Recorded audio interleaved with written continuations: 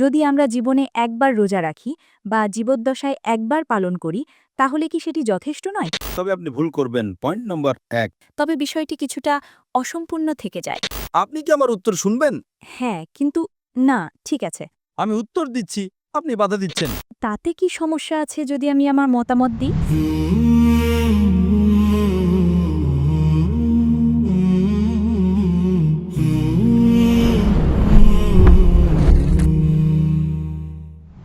আমার নাম ফাইরোজ হাসনা কারিমা এবং আমি কিয়ংহি বিশ্ববিদ্যালয়ের একজন ছাত্রী। আসলে আমি আপনাকে কিছু প্রশ্ন করতে চাই। এগুলো যদি আপনার কাছে ভিন্নধর্মী বা অপ্রচলিত মনে হয় সেজন্য আমি দুঃখিত, কারণ আমি কেবল বিষয়গুলো নিয়ে ভাবছি। তো যতদূর আমি জানি, ইসলাম আমাদের শেখাচ্ছে কিভাবে জীবনে ভালো কাজ করতে হয় এবং পরকালের জন্যও। কিন্তু আপনার আগের উত্তর অনুযায়ী আমি যেটা নিয়ে ভাবছি সেটা হলো, কেন এটা ভুল যদি আমি মানুষের প্রতি ভালো কাজ করি এবং ঈশ্বরে বিশ্বাস করি এবং আমি তার আদেশ পালন করি, যেমন অন্যদের সাহায্য করা এবং কুরআনে উল্লেখ করা আরও কিছু বিষয়। কিন্তু আমি শুধু বুঝতে পারছি না যেভাবে আমাদের প্রার্থনা করা উচিত, এবং আপনি সেটা আগে উল্লেখ করেছেন, এবং রোজার বিষয়টি এবং অন্যান্য সুন্নার বিষয়গুলো আমি ঠিক ওগুলো বুঝতে পারি না। আমি ইতিহাস সম্পর্কে কিছুটা জানি, কেন আমাদের রোজা রাখা উচিত, কিন্তু আমি যা বুঝতে পারি না তা হলো কেন এগুলো আমাদের জীবনে নিয়মিতভাবে পালন করতে হবে। যেমন, যদি আমরা জীবনে একবার রোজা রাখি বা জীবদ্দশায় একবার পালন করি তাহলে কি সেটি যথেষ্ট নয়? কেন বছরে একবার বা নির্দিষ্ট সময় অন্তর এটি পালন করা বাধ্যতামূলক? আমি বিষয়টি ঠিকভাবে বুঝতে পারছি না। বোন প্রশ্ন করেছেন দুটো প্রশ্ন। ১ নম্বর, অন্যদের সাহায্য করা কেন ভুল? বোন, কোরআনে কোথাও বলা হয়নি যে অন্যদের সাহায্য করা ভুল। অন্যদের সাহায্য করা ভালো। যদি আপনি অন্যদের সাহায্য না করেন তবে আপনি ভুল করবেন। Point number ১। পয়েন্ট নম্বর ২, কেন আমরা সুন্নার মতো কিছু কাজ করি? সুন্না মানে হলো সেই কাজ এবং আদেশ সর্বশেষ এবং চূড়ান্ত নবী মোহাম্মদ সাল্লা সাল্লামের। যেমন আপনি জিজ্ঞেস করলেন কেন আমাদের রোজা রাখা উচিত এবং কেন আমাদের নির্দিষ্ট মাসে রোজা রাখা উচিত। আমরা রোজা রাখি কারণ এটা ইসলামের অন্যতম খুঁটি। আর কোরআন সূরা বাকারার অধ্যায় নম্বর ২ আয়াত নম্বর ১৮৩তে বলে যে তোমাদের উপর রোজা ফরজ করা হয়েছে যেমন তোমাদের পূর্ববর্তীদের উপর ফরজ করা হয়েছিল, যাতে তোমরা আত্মসংযম শিখতে পারো, তোমরা তাকওয়া শিখতে পারো, তোমরা ধার্মিকতা শিখতে পারো, তোমরা খোদাভীতি অর্জন করতে পারো। কেন আমরা একসঙ্গে রোজা রাখি? কারণ আমরা একতায় বিশ্বাস করি। রমজান মাসে সবাই রোজা রাখি কারণ আমরা একতায় বিশ্বাস করি। যখন আমরা প্রার্থনা করি আমরা একসঙ্গে প্রার্থনা করি। যদি আপনি একতার সাথে প্রার্থনা করেন তবে একা প্রার্থনা করার চেয়ে আপনি বেশি সওয়াব পাবেন। একইভাবে রোজা মানে আপনাকে ১ মাস রোজা রাখতে হবে, তাই ১ মাস সম্পূর্ণভাবে রমজান মাস হিসেবে নির্ধারণ করা হয়েছে।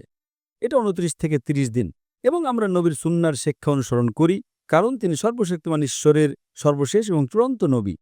বোন, আমি আপনাকে জিজ্ঞেস করছি, আপনি কি বিশ্বাস করেন একজন ঈশ্বর আছেন? হ্যাঁ, আমি ঈশ্বরে বিশ্বাস করি। আপনি কি বিশ্বাস করেন নবী মোহাম্মদ সাল্লাল্লাহু সাল্লাম ঈশ্বরের নবী? হ্যাঁ, আমি ওটাতেও বিশ্বাস করি। তাহলে এর মানে আপনি একজন মুসলিম। হ্যাঁ, আমি জানি। ঠিক আছে। ধন্যবাদ। বোন, আপনি কি শাহাদা আরবিতে বলতে চান? কারণ একজন মুসলিম হতে হলে অন্তত দুটা জিনিস থাকা দরকার। তা হলো বিশ্বাস করা যে ঈশ্বর এক, হ্যাঁ। বিশ্বাস করা যে নবী মোহাম্মদ সাল্লাল্লাহু আলাইহি সাল্লাম ঈশ্বরের নবী। বাকি সবকিছু পরে আসে। তাই যদি আপনি এই দুটো জিনিসে বিশ্বাস করেন, হুম। আপনি কি শাহাদা আরবিতে বলতে চান? আমার মতে আপনি একজন মুসলিম। হ্যাঁ।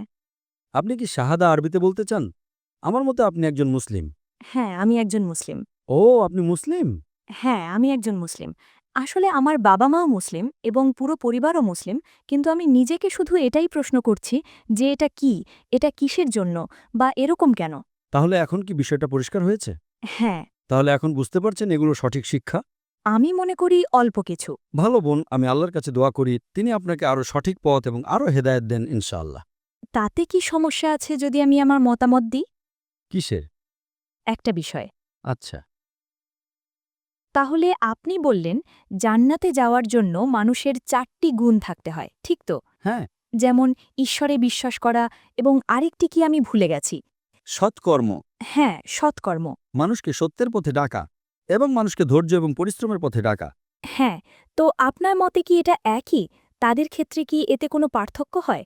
যারা অন্য মানুষের উপকার করে কিন্তু সালাত আদায় করে না এবং প্রার্থনা করে না কিন্তু ঈশ্বরে বিশ্বাস করে, এবং যারা সালাত আদায় করে এবং মানুষের উপকারও করে, তবে মাঝে মাঝে তারা মানুষের প্রতি ভেদাভেদ করে এবং অন্য মানুষ সম্পর্কে খারাপ কথা বলে, যদিও তারা সালাত আদায় করে এবং ঈশ্বরে বিশ্বাস করে, তো তাদের উভয়। আপনি মূলত আমাকে একটা প্রশ্ন করছেন যে একজন ব্যক্তি যে সালাত আদায় করে এবং কিছু খারাপ কাজ করে সে কি ভালো, নাকি যে ব্যক্তি ভালো কাজ করে এবং সালাত আদায় করে না, ঠিক? হ্যাঁ, কিন্তু না, ঠিক আছে। সমস্ত কাজের মধ্যে প্রথম যে কাজটির বিষয়ে সর্বশক্তিমান ঈশ্বর আপনাকে প্রশ্নটা করবেন তা হলো আপনার নামাজ। প্রথম প্রশ্নটি কিয়ামতের দিন ঈশ্বর করবেন। সালাত ইসলামের দ্বিতীয় স্তম্ভ, আর সালাত আদায় না করা ইসলামের চতুর্থ কবিরা গুনাহ। প্রথম কবিরা গুনাহ হলো শিরক, ঈশ্বরের সাথে শরিক করা। 2 নম্বর হলো কোনো নিরপরাধ মানুষকে হত্যা করা। তৃতীয় হলো কালো জাদু এবং চতুর্থ হলো সালাত আদায় না করা। আমাদের প্রিয় নবী বলেছেন, এটা সহিহ মুসলিমে উল্লেখ আছে, ঈমান আর কুফরির মধ্যে পার্থক্য হলো সালাত আদায় না করা। সুতরাং দুজনের মধ্যে যে ব্যক্তি সালাত আদায় করে এবং হয়তো মিথ্যা বলার মতো কিছু খারাপ কাজ করে, তার তুলনায় যে সত্যবাদী এবং সালাত আদায় করে না, যে ব্যক্তি সালাত আদায় করে এবং মিথ্যা বলে, সে ছোট পাপ করছে, তার থেকে ভালো যে মিথ্যা বলে না এবং সালাত আদায় করে না। ঠিক আছে। মানে দুজনের মধ্যে নামাজ পড়ে কিন্তু মিথ্যা বলা লোকটা বেশি ভালো, অনেক ভালো মুসলিম সেই ব্যক্তির চেয়ে যে সত্য কথা বলে এবং সালাত আদায় করে না। কারণ আপনি যদি সালাত আদায় না করেন, আপনি ঈশ্বরকে ধন্যবাদ দিচ্ছেন না। সেটা অনেক বড় প্রয়োজনীয়তা। ঈশ্বরকে ধন্যবাদ দেওয়া অনেক বেশি গুরুত্বপূর্ণ। সালাত আদায় না করা চতুর্থ কবিরা গুনাহ, মিথ্যা বলা ছোট পাপ।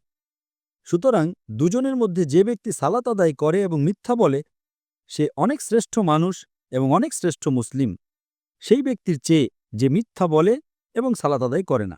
তবে সেরা হলো সালাত আদায় করা এবং মিথ্যা না বলা। কোরআন সূরা আনকাবুত অধ্যায় নম্বর 29 আয়াত নম্বর 45 বলেছে, নিশ্চয়ই সালাত তোমাকে অশ্লীল ও অন্যায় কাজ থেকে বিরত রাখবে।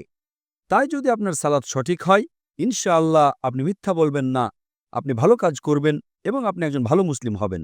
আশা করি প্রশ্নের উত্তর পেয়েছেন। জি, আপনার উত্তরগুলোর জন্য আপনাকে অনেক ধন্যবাদ।